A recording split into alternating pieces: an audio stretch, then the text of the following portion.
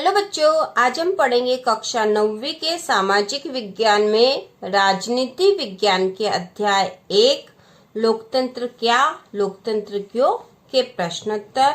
तो इसका जो प्रश्न पहला है, जो कि यहाँ पे प्रश्नावली में दे रखे बच्चों पाठ के बाद में, और इसी तरह की और वीडियो देखने के लिए आप हमारे चैनल को सब्सक्राइब कीजिए, जिससे कि वीडियो की नोटिफिकेशन तुरंत मिल जाए। तो चलो बच्चों शुरू करते हैं। यहाँ प्रश्न पहला दे रखा है, यहाँ 4 देशों के बारे में कुछ सूचनाएं हैं। इन सूचनाओं के आधार पर आप इन देशों का वर्गीकरण किस तरह करेंगे। इनके सामने लोकतांत्रिक, अलोकतांत्रिक और पक्का नहीं लिखे। ठीक है, तो हमें इनके सामने लोकतांत्रिक, अलोकतांत्रिक और पक्का नहीं लिखना है। तो ये जो सूचनाएं हैं यह 4 देशों के बारे में दे रखी है। तो क वाला है देश क, फिर देश ख, देश ग और देश घ, मतलब 4 अलग अलग देश के बारे में सूचनाएं दे रखी है। तो पहला जो है, जो लोग देश के आधिकारिक धर्म को नहीं मानते उन्हें वोट डालने का अधिकार नहीं है।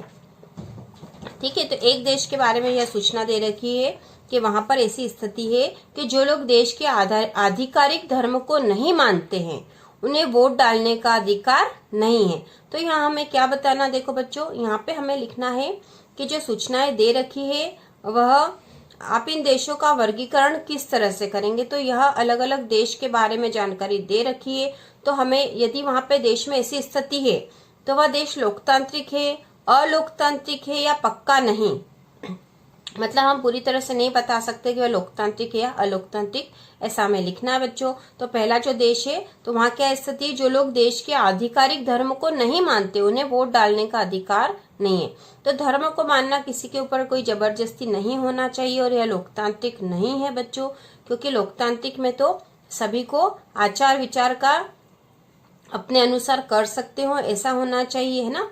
लोकतंत्र में क्या होता है कि सभी को समान अवसर प्राप्त होते हैं, चाहे धर्म के हैं, भाषा के हैं, वो समान अवसर, हर धर्म हर भाषा को चुन सकता है, व्यक्ति की स्वतंत्रता उसमें होती है। तो यहाँ पर आएगा बच्चों अलोकतांत्रिक। क्या आएगा यहाँ पर, अलोकतांत्रिक।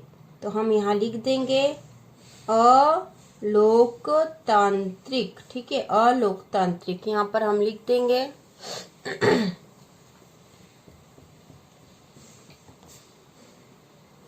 यहाँ पर हम लिख देंगे बच्चों इस फर्स्ट वाले में अलोकतांत्रिक, अलोकतांत्रिक। ठीक है, जगह थोड़ी सी कम है, यहाँ पे अलोकतांत्रिक लिखना हमें, अलोकतांत्रिक। ठीक है बच्चों।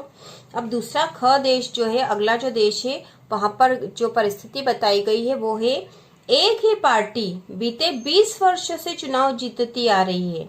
एक ही पार्टी बीते 20 वर्षों से चुनाव जीतती आ रही, तो वहां पर एक ही पार्टी है जो पिछले 20 सालों से चुनाव जीत रही है। तो क्या यह लोकतांत्रिक है, अलोकतांत्रिक है या पक्का नहीं है। तो यदि एक ही पार्टी 20 सालों से चुनाव जीतती आ रही है तो हम पूरी तरह से नहीं कह सकते हैं कि यह लोकतांत्रिक है, अलोकतांत्रिक है, क्योंकि हो सकता है वह पार्टी बहुत अच्छा शासन कर रही हो, उसके सारे जो शासक है वो जनता की भलाई के काम कर रहे हो, इसलिए वो जीतती आ रही है। या फिर ये भी हो सकता है कि वहां पर चुनाव में गड़बड़ हो रही है, इसलिए एक ही पार्टी चुनाव जीतती आ रही है। तो दोनों परिस्थितियां हो सकती बच्चों, इसलिए हम यहाँ लिखेंगे पक्का नहीं। ठीक है, हम लिखेंगे यहाँ पर पक्का नहीं कि वो लोकतांत्रिक है या अलोकतांत्रिक। ठीक है, तीसरा है ग वाला देश, ग जो अगला देश है, पिछले 3 चुनाव में शासक दल को पराजय का मुंह देखना पड़ा। पिछले 3 चुनावों में, पिछले जो 3 चुनाव हुए थे उसमें शासक दल, मतलब वह दल जो शासन कर रहा, अभी शासक है जो, उसे पराजय का मुंह देखना पड़ा। जो कि शासक दल है तो भी वह पराजित हुआ है, इसका मतलब है कि वहां लोकतांत्रिक व्यवस्था है, क्योंकि जो शासक दल है उसको जनता ने जिताया नहीं है, इसलिए यहाँ पर हम लिखेंगे बच्चों लोकतांत्रिक। क्या लिखेंगे, लोकतांत्रिक। ठीक है, अगला है घ वाला, यहाँ स्वतंत्र चुनाव आयोग नहीं है।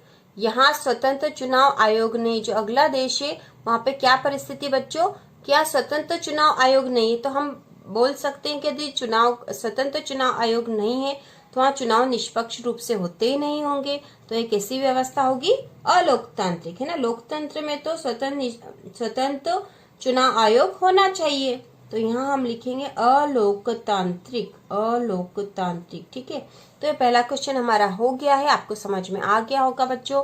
पहला जो देश है वो अलोकतांत्रिक है, क्योंकि वहां पर जो देश का आधिकारिक धर्म है उसके अलावा किसी को वोट डालने का अधिकार नहीं है। जो उस धर्म को नहीं मानते वो वोट नहीं डाल सकते, तो यह अलोकतांत्रिक है। दूसरा था एक ही पार्टी बीते 20 वर्षों से चुनाव जीतती आ रही, तो हमने लिख दिया था पक्का नहीं, क्योंकि हो सकता है वो पार्टी सही तरीके से जीत रही हो, या फिर ये भी हो सकता है कि वो गलत तरीके से जीतती आ रही, तो हमने यहाँ लिख दिया था पक्का नहीं। जो तीसरा देश है उसमें परिस्थिति के पिछले 3 चुनावों में शासक दल को पराजय का मुंह देखना पड़ा, तो शासक दल को भी पराजय का मुंह देखना पड़ा, मतलब वहाँ लोकतांत्रिक व्यवस्था है, क्योंकि शासक दल कोई गड़बड़ी नहीं कर रहा है, जनता अपने मन से वोट डाल रही है। उसके अलावा चौथा जो था, यहाँ स्वतंत्र चुनाव आयोग नहीं है, तो हमने लिखा अलोकतांत्रिक। अगला प्रश्न है बच्चों दूसरा, यहाँ 4 अन्य देशों के बारे में कुछ सूचनाएं दी गई है। इन सूचनाओं के आधार पर इन देशों का वर्गीकरण आप किस तरह करेंगे। इनके आगे लोकतांत्रिक, अलोकतांत्रिक और पक्का नहीं लिखे, तो यहाँ पर भी हमें वैसा ही करना है, लोकतांत्रिक, अलोकतांत्रिक और पक्का नहीं लिखना बच्चों। तो पहला था इसमें देश संसद सेना प्रमुख की मंजूरी के बिना सेना के बारे में कोई कानून नहीं बना सकती है ना। तो संसद को यदि सेना के लिए कानून बनाने के लिए सेना प्रमुख की मंजूरी लेना पड़े, तो वह तो लोकतांत्रिक व्यवस्था नहीं होगी, है ना। संसद तो लोकसभा और राज्यसभा से मिलकर बनी होती है। इसमें जनता द्वारा चुने हुए प्रतिनिधि होते हैं, जिन्हें देश के लिए कानून बनाने का अधिकार प्राप्त होता है, इसलिए इन्हें सेना प्रमुख की मंजूरी लेने की आवश्यकता नहीं होना चाहिए। और यदि सेना प्रमुख की मंजूरी लेनी पड़ती हो तो यह व्यवस्था लोकतांत्रिक नहीं होगी, इसलिए हमने यहाँ लिख दिया है अलोकतांत्रिक। क्या लिखा बच्चों, अलोकतांत्रिक व्यवस्था है। अब दूसरा है ख वाला देश 6 लिखा है यहाँ पे, संसद न्यायपालिका के अधिकारों में कटौती का कानून नहीं बना सकती। संसद न्यायपालिका के अधिकारों में कटौती का कानून नहीं बना सकती। तो हमें पता है बच्चों कि जो सरकार होती है या शासन व्यवस्था होती है उसके 3 प्रमुख अंग होते हैं, कार्यपालिका, विधायिका और न्यायपालिका। कार्यपालिका, विधायिका और न्यायपालिका। तो यहाँ पे न्यायपालिका को हमेशा इन दोनों से स्वतंत्र ही होना चाहिए, जिससे कि देश में न्याय व्यवस्था सभी के ऊपर समान रूप से लागू हो, चाहे वो जनप्रतिनिधि हो या सामान्य जनता हो। और इसलिए संसद को न्यायपालिका के अधिकारों में कटौती का कानून नहीं रखना चाहिए ना, नहीं बनाना चाहिए। तो इसलिए यहाँ पर ये लोकतांत्रिक व्यवस्था है। ठीक है, कैसी बच्चों, लोकतांत्रिक, क्योंकि न्यायपालिका को अपने आप में स्वतंत्र ही रहना चाहिए, जिससे कि न्याय व्यवस्था सभी के लिए समान रूप से लागू हो। तो यह लोकतांत्रिक व्यवस्था है। अगला है बच्चों देश के नेता बिना पड़ोसी देश की अनुमति के किसी और देश से संधि नहीं कर सकते। देश के नेता बिना पड़ोसी देश की अनुमति के, मतलब उन्हें यदि किसी भी और देश से संधि करना है तो अपने पड़ोसी देश की अनुमति लेनी होगी, है ना, अपने पड़ोसी देश की अनुमति लेनी होगी। तो क्या है, लोकतांत्रिक व्यवस्था हो सकती बच्चों। यदि लोकतांत्रिक व्यवस्था है तो देश के नेता खुद ही देश की संधि किसी भी देश से कर सकते हैं, उन्हें पड़ोसी देश से अनुमति लेने की आवश्यकता ही नहीं होनी चाहिए। यदि उन्हें हर बार अनुमति लेनी पड़ती हो, मतलब पड़ोसी देश का वहां पर शासन चल रहा है, वहां के नेताओं पर उनका अधिकार है। इस तरह से अलोकतांत्रिक व्यवस्था है ना। तो हम यहाँ लिखेंगे बच्चों अलोकतांत्रिक, अलोकतांत्रिक। ठीक है, अगला है देश के सारे आर्थिक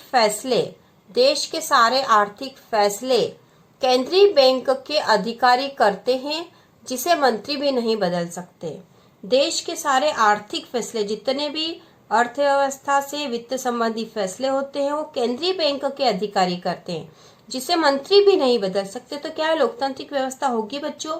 यह तो गलत है, क्योंकि सारे जो फैसले हैं वो देश के मंत्री अर्थात जनप्रतिनिधियों द्वारा चुने हुए व्यक्तियों को लेना चाहिए, न कि केवल बैंक के अधिकारी द्वारा। ठीक है, तो यह कैसी व्यवस्था है बच्चों? अलोकतांत्रिक, अलोकतांत्रिक। ठीक है, अलोकतांत्रिक। तो यह प्रश्न नंबर 2 हो चुका बच्चों। अब हम करेंगे प्रश्न नंबर 3। इनमें से कौन सा तर्क लोकतंत्र के पक्ष में अच्छा नहीं है और क्यों? तो यहाँ पर हमें पहले तो ये बताना है कि कौन सा पक्ष ऐसा है, क्योंकि यहाँ 4 पक्ष बता रखे, देखो क ख ग घ 4 पक्ष बता रखे हैं। तो इनमें से कौन सा तर्क, है ना, इनमें से कौन सा तर्क लोकतंत्र के पक्ष में अच्छा नहीं, तो ऐसा कौन सा तर्क है जो लोकतंत्र के पक्ष में अच्छा नहीं है, और यदि अच्छा नहीं है तो क्यों नहीं, ये भी हमें बताना है।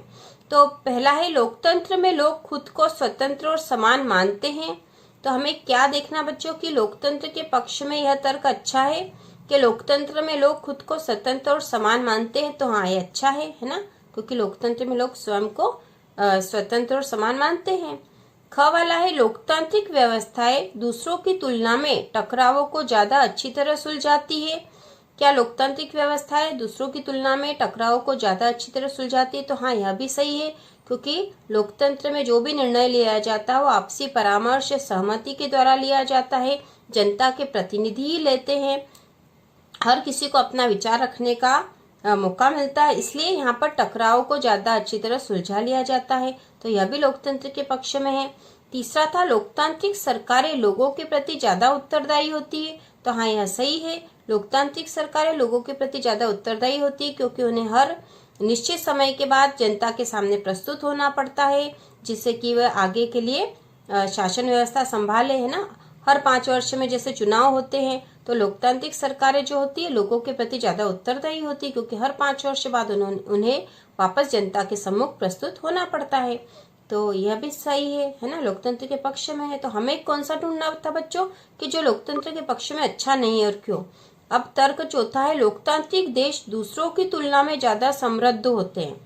लोकतांत्रिक देश दूसरों की तुलना में ज्यादा समृद्ध होते हैं, तो क्या यह पक्ष लोकतंत्र के पक्ष में अच्छा है या नहीं कि लोकतांत्रिक देश दूसरों की तुलना में ज्यादा समृद्ध होते हैं, तो यह जरूरी नहीं है ना, हम नहीं कह सकते ऐसा कि लोकतांत्रिक देश दूसरों की तुलना में ज्यादा समृद्ध होते हैं, क्योंकि समृद्ध होना या न होना इसका लोकतंत्र से कोई मतलब नहीं है ना। लोकतांत्रिक देश होना और समृद्ध देश होना यह जरूरी नहीं है कि लोकतांत्रिक देश समृद्ध देश भी हो। अब यहाँ तो बच्चों इसका तर्क क्या होगा, जो चौथा है इसका होगा, लोकतांत्रिक देश दूसरों की तुलना में ज्यादा समृद्ध होते हैं। तो हम यहाँ पे इसका उत्तर लिखेंगे बच्चों, उत्तर लिखेंगे घ वाला, क्योंकि यह जो है पक्ष अच्छा नहीं है ना, यह जो तर्क है लोकतंत्र के पक्ष में अच्छा नहीं है, तो इसका उत्तर आएगा घ, लोकतांत्रिक देश दूसरों की तुलना में ज्यादा समृद्ध होते हैं। यह लोकतंत्र के पक्ष में अच्छा तर्क नहीं है, क्योंकि इसका लोकतंत्र से मतलब नहीं कुछ भी, तो इसका हम तर्क लिखेंगे क्यों वाला था इसमें कि अच्छा नहीं है, और क्यों बताना था, क्यों नहीं है। तो हम इसका उत्तर लिखेंगे बच्चों कि देश की समृद्धता देश के संसाधनों पर निर्भर करती है ना, देश यदि समृद्ध है या नहीं तो यह इस बात पर निर्भर करता कि उस देश में कितने प्राकृतिक संसाधन है, ठीक है, उसकी समृद्धता उसके संसाधनों पर निर्भर करती, न कि लोकतांत्रिक व्यवस्था पर। इसका लोकतांत्रिक व्यवस्था से मतलब नहीं था, यह तो देश के संसाधन वाली बात है कि यदि संसाधन अच्छे हैं तो देश समृद्ध होगा, और अलोकतांत्रिक देश भी अधिक समृद्ध हो सकते हैं। तो हमने इसका छोटा सा क्यों वाला जवाब दे दिया है कि देश की समृद्धता देश के संसाधनों पर निर्भर करती है, न कि लोकतांत्रिक व्यवस्था पर, और अलोकतांत्रिक देश भी अधिक समृद्ध हो सकते हैं, ठीक है।